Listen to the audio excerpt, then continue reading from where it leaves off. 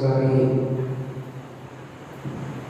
ప్రార్థన చేసుకొని ఒక విజ్ఞాపన కోరికను మనము ప్రారంభించుకుంటాం. ప్రార్థన. మహాపరిశుద్ధుడా, మిక్కిలి ఉన్నతుడా, సర్వోన్నతుడా, సర్వాధికారి, నిన్న నేడు నిరంతరము ఏకరీతిగా ఉన్నవాడా, మీ అమూల్యమైన శ్రేష్టమైన నామమును బట్టి మీకు వందనములు, స్తోత్రాలు చెల్లిస్తూ ఉంటాము. ప్రభువా, ఈ దినము నీ సన్నిధానంలో ఈ విధముగా తండ్రి మేము కూడి ఉన్నాము అనంటే అది కేవలం మీరు మా యందు చూపించిన ఉచితమైన మీ కృప. అందును బట్టి మీకు వందనములు, స్తోత్రాలు చెల్లిస్తూ ఉన్నాను.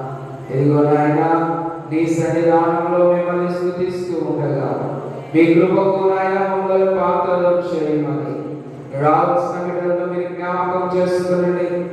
సకాలంలో మీ పాద సన్నిధిని చేరుకొని మిమ్మల్ని స్తుతించే భాగ్యం మాకు దయచేయమని నజరేయుడు మా ప్రభువును రక్షకుడైన యేసు క్రీస్తు శుభనామములో ఈ ప్రార్థన అడిగి వేడుకొచ్చున్న మా ప్రియ పరలోకపు తండ్రి. ఆమేన్. ఆమేన్.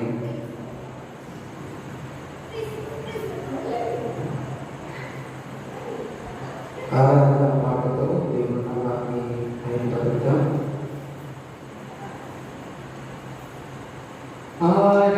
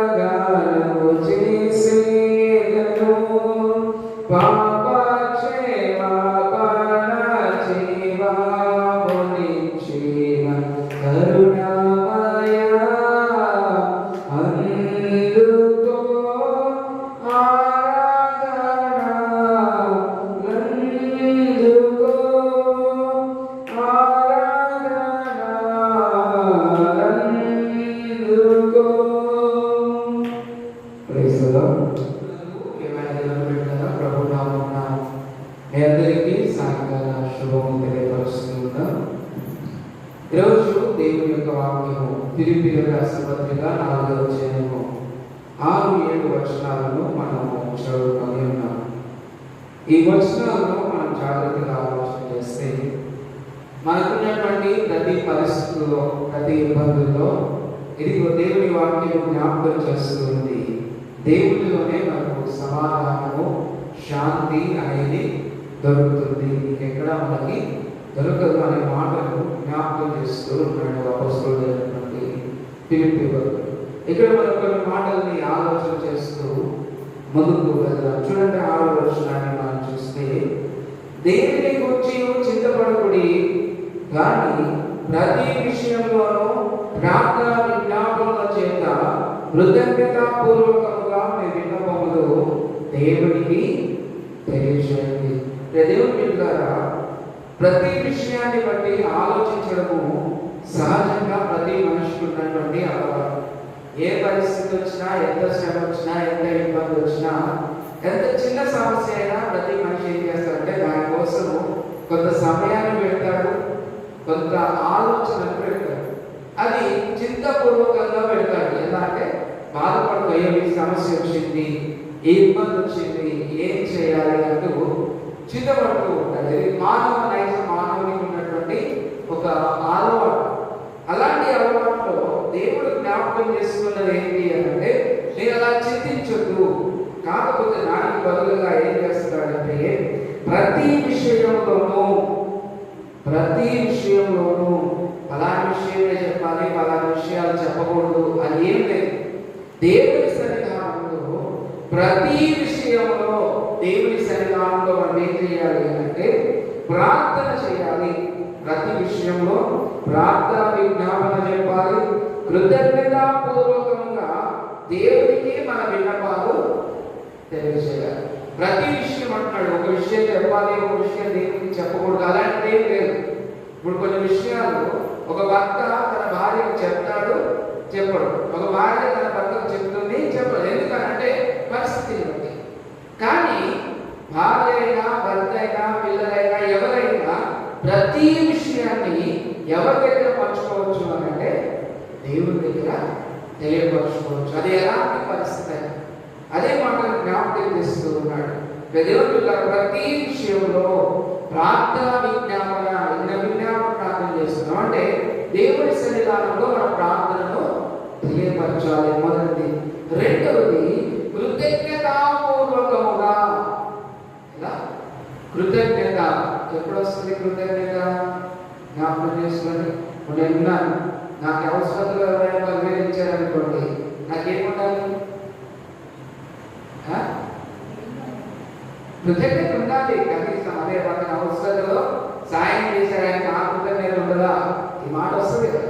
అంటే ఇప్పుడు ఒక 10,000 చేసినందుకే కృతజ్ఞత కలిగి ఉంటే, ప్రతిరోజు జీవించడానికి కావలసిన ప్రతి పరిస్థితిని దేవుడు కలిగిస్తూ మనల్ని నడిపిస్తూ ప్రతి సమస్యలో తన చేయి అందించి నడిపించినందుకు మరి దేవునికి ఎంతగానో కృతజ్ఞత కలిగి ఉండాలి. మనము ఆలోచన చేసుకోవాలి. అలాగే అంటున్నాడు, దేవుడు చేసిన కార్యములను జ్ఞాపకం చేసుకుంటూ, అయ్యా నేను నీకు కృతజ్ఞత కలిగి ఉన్నాను, నేను నీ మాట వింటున్నాను అని దేవుని సన్నిధానంలో మన ప్రార్థన విన్నపంలో దేవుడికి తెలియజేయాలి. అప్పుడు ఏం జరుగుతుంది అంటే, అప్పుడు 7వ వచనంలో అంటున్నాడు, సమస్త జ్ఞానమునకు మించిన దేవుని సమాధానము యేసుక్రీస్తు వలన మీ హృదయములను, మీ తలంపులను కావగలుగును. దేవుని బిడ్డలారా, ఎప్పుడైతే మనం కృతజ్ఞతాపూర్వకంగా దేవుని సన్నిధానంలో దేవునికి మన విన్నపములు తెలియజేస్తామో, సమస్త జ్ఞానమునకు మించిన దేవుని సమాధానము. ఈ లోకంలో నువ్వు ఎన్ని సంపాదించినా మనసుకు సమాధానం, నెమ్మది లేకపోతే పనికిరావు. ఎన్నిన్నా వేస్ట్. మనసుకు సమాధానం ఉండి లోకంలో నీకు ఏం లేకపోయినా అంతకంటే గొప్ప జీవితం అనేది లేదు. అందుకే అటువంటి మాటలే జ్ఞాపకం చేస్తున్నాడు. సమస్త జ్ఞానములకు మించిన దేవుని సమాధానము యేసుక్రీస్తు వలన. ఎవరి వలన? నువ్వు నేను రక్షింపబడి దేవుని మందిరంలో ఉన్నాము అంటే కారణం ఏమంటే యేసు హృదయములను మన తలంపులను కావలి ఉండును. మన హృదయము మన ఆలోచన మనల్ని స్థిరంగా ఉన్నాయి. ఇప్పుడు కొన్నిసార్లు మనం మంచి నిద్రపట్టలేదు పాస్టర్ గారు, ఎందుకు నిద్రపట్టలేదు? ఆలోచన, మన హృదయంలో కలిగేటువంటి ఆలోచన. అందుకే మన పరిస్థితులన్నీ దేవుడి దగ్గర పెట్టినప్పుడు మన హృదయానికి మన ఆలోచనకు సమాధానము కాపుదల అనేది దేవుడి దగ్గర నుంచి దొరుకుతుంది. అందుకే యేసుప్రభువు అంటాడు, ప్రయాసపడి భారవస్తున్న సమస్త జనులారా నా దగ్గర ఈ మాట ఆయన తప్ప ఇంకెవరు చెప్పలేకపోయారు. అందుకే మనకు యేసుప్రభువు వారి వల్ల సమాధానము పొందుకుంటాం. చూడండి, బైబిల్ని మాటలు చూసి మనం ముందుకు పోదాం. యోహాను సువార్త 16వ అధ్యాయంలో 33వ వచనంలో ఒక మంచి మాట ఉంటుంది. యోహాను సువార్త 16వ అధ్యాయము 33వ వచనంలో, నా యందు మీకు సమాధానం కలుగునట్లు ఈ మాటలు మీతో చెబుతున్నాను. ఎవరికి మాట్లాడుతున్నారంటే యేసుప్రభువు చెప్తున్నారు. లోకంలో మీకు శ్రమ కలుగును, అయినను ధైర్యం తెచ్చుకుని నేను లోకంలో జయించి ఉన్నాను. యేసుప్రభువు వారు తెలియపరుస్తున్నారు, మన హృదయానికి లోకపరమైన శ్రమలు ఎన్నో కలుగుతూ ఉంటాయి. వాటిని బట్టే మనకి చింతపడేటువంటి ఆలోచనలు వస్తాయి. ఈ చింతపడే ఆలోచనలు రాకుండా ఉండాలి అని అంటే ఆ పరిస్థితులన్నీ దేవుడికి చెప్పాలి. దేవుడికి చెప్తే దేవుడు ఏమంటున్నాడు? ఇదిగో మీకు సమాధానం కలిగినట్లు నేను ఈ మాటలు చెప్తున్నాను. ఏంటి? మీరు ధైర్యము తెచ్చుకోండి. ఎన్ని శ్రమలు వచ్చినా, ఎన్ని ఇబ్బందులు వచ్చినా ధైర్యం తెచ్చుకోండి. ఎందుకంటే నేను ఈ లోకమును, దేవుడు లోకాన్ని జయించి ఉన్నాడు. జయించిన దేవుడు మనకి సహాయం చేయగలడు. ఇంకొక 2 మాటలు మనం చదువుతున్నాం. కీర్తనల గ్రంథం 46వ అధ్యాయం, కీర్తనల గ్రంథము 46వ అధ్యాయము మొదటి 3 వచనాలని మనం ఒకసారి చూసినట్లయితే, దేవుడు మనకు ఆశ్రయమును దుర్గమునై ఉన్నాడు, ఆపత్కాలంలో ఆయన నమ్ముకొనదగిన సహాయకుడు. కావున భూమి మార్పు నొందినను, నడి సముద్రములలో పర్వతములు మునిగినను, వాటి జలములు ఘోషించు నురుగు కట్టినను, ఆ పొంగులకు పర్వతములు కదిలినను మనము భయపడము. ఎప్పుడు అంటే దేవుని మీద నమ్మకం ఉంచి దేవునికి మనకు కలిగిన ప్రతి సమస్య నాటి పరుచుకున్నప్పుడు మనం భయపడము, మనం దిగులు చెందము, మనం ఇబ్బంది పడము.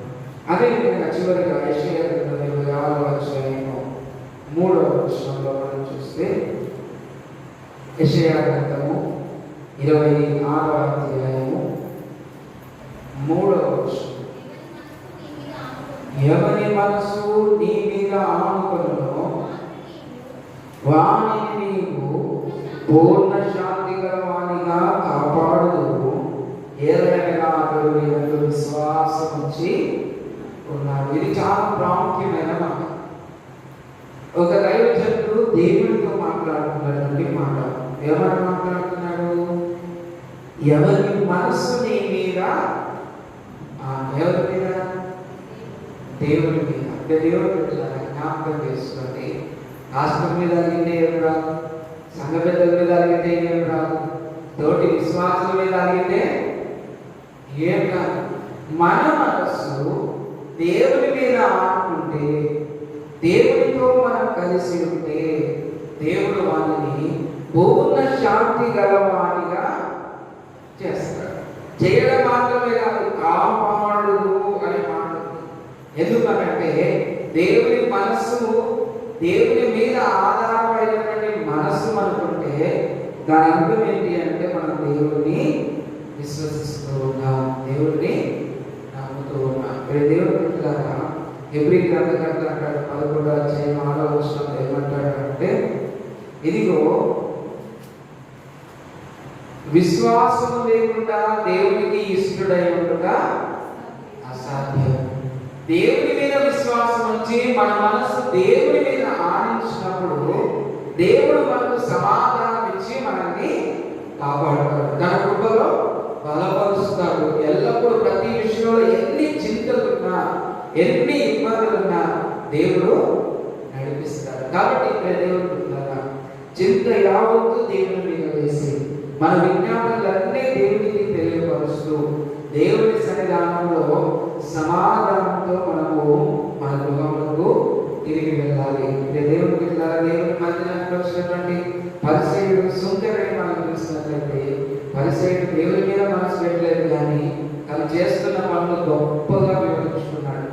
కానీ బయట నిలబడినటువంటి సుంకరి తన మనస్సు దేవుని మీద పెట్టి ప్రార్థన చేసి దేవుడి సన్నిధానంలో విన్నపాలు తెలియపరిచి తిరిగి ఇంటికి సమాధానంతో వెళ్ళాడు. కాబట్టి మనం కూడా దేవుని వైపు చూస్తూ మన విన్నపములు మన సమస్యలు దేవుని మీద పెడుతూ సమాధానంతో ముందుకు కొనసాగాలి. అటు కృపదేవుడు మనందరికీ దయచేయుగా. ప్రభు సన్నిధానంలో తల్లి వచ్చి తల్లి మేము ప్రార్థన చేస్తున్నాను.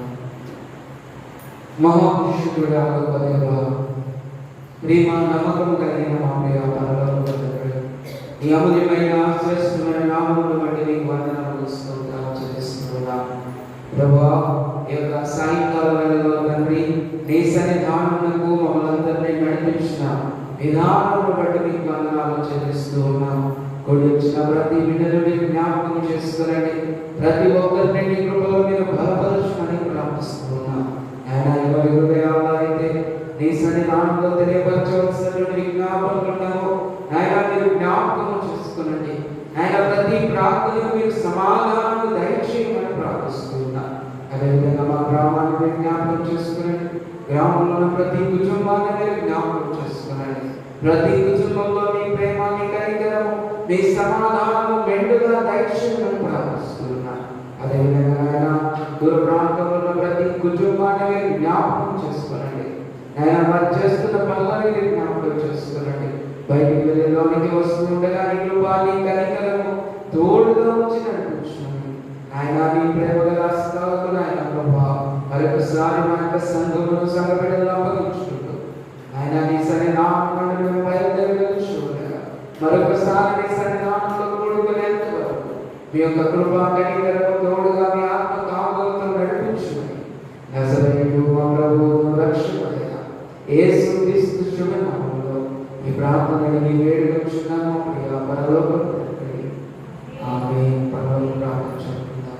పరలోకమందున్న మా తండ్రి, నీ నామము పరిశుద్ధపరచబడుగాక, నీ రాజ్యం వచ్చుగాక, నీ చిత్తం పరలోకమందు ఎలాగో భూమి మీద నెరవేరుగాక. మానవ ఆహారం నేడు మాకు దయచేయండి. మా ఉల్లస్తులను మేము క్షమించిన ప్రకారం వారిని క్షమించు. మమ్మల్ని శోధనలోకి తప్పించు. ఎందుకనగా రాజ్యము బలము మహిమ నిరంతరం నీవై ఉన్నావు తండ్రి. ఆమేన్. ఆమేన్.